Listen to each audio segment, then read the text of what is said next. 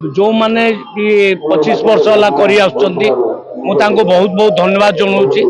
ये छोटिया कथा नुहे। 25 वर्ष काल से माने चलती जमती आम रुद्रांत भाई जमती सागिर भाई जमती अबनी भाई एमती समस्ते मिसिकी या चलती आमर तो सहयोग रहा कथा किंतु ढेंकानाल या द्वारा बहुत माने ना हो ढेंकानाल पर्यय सृष्टि होची कला और संस्कृति गोटे संगम हो जो काम कार्यक्रम से कर बहुत आगु को जाऊ आटा 25 वर्ष नई 100 वर्ष पर्यटन जाऊ ये हूँ आमर निश्चित भाव में गोटे आज चिंतन। यही सिंगुलिया कमिटी संपादक अच्छी जाऊ आशीर्वाद देवी यही ढेंकानाल माटीर सब भाई मान व्यवसायी मान दायित्व समस्त युवक मान जहाँफल मत आज ये अनुष्ठान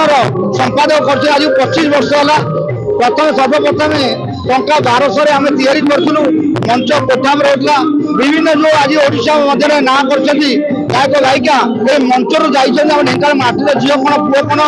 आज ये मंच 1200 आसिकी बर्तमान 12 लक्ष परिणत होती आज ये डेट 12 लक्ष टाँग खर्च हो 9 दिन पर आम समस्त को धन्यवाद देवी यही श्रोता मान सर्वप्रथम श्रोता मान जहाँफल एत समागम होती ओडिशार सुनाम लब्ध प्रतिष्ठित जो मैंने ओडिशा को सारा भारत से ना कर मंच आसी गायबर सुजोग पाइले तेणु आमको यही ढेंकानाल माटीर जो योग्य संस्थान अच्छा जो व्यवसायी बंधु मैंने अच्छा जो इंडस्ट्रियल अच्छी जो युवक भाई मैंने अच्छा जो सब सहृदय भक्त मैंने अच्छा आमको अर्घ्य हाथ जो सब साहय कर जगन्नाथ निकट प्रार्थना करुँ उत्तर उन्नति हो आज 2024 मसीह जो 2024 मसीह जो आम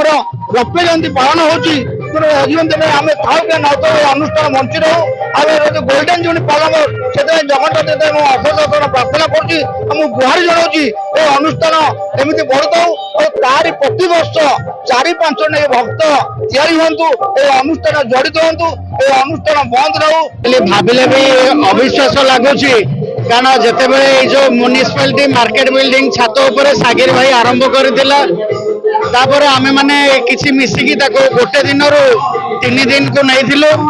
एवं 3 दिन रो ताको 9 दिन को नेलो 9 दिन नवा भितर आम जो कार्यक्रम आरंभ करदेलु से राजू भाई थिले नीरज भाई थिले सुरेश भाई थिले शरद माझी ढेंकानाल शरद बेहेरा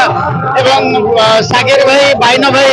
आज चौक किसी व्यक्ति भी थिले जो माने आउ नहाते आम सहित नहाते आम ताको मिस करूछु जहाँ भी हो महाप्रभु कृपा धीरे धीरे से 9 दिन को व्यापी एवं ओडिशार गोटे जगह जोटी 9 दिन व्यापी मौसीमा मंदिर एमती भजन हो मोर कहीं विश्वास अन्य केउठी भी हेउ नथबो आउ एठी ओडिशार बहु लब्ध प्रतिष्ठित कलाकार माने आसंती भजन परिवेशन करंती एवं एटा गोटे सार्वजनीन मंच आमे मुठी चाउल संग्रह करी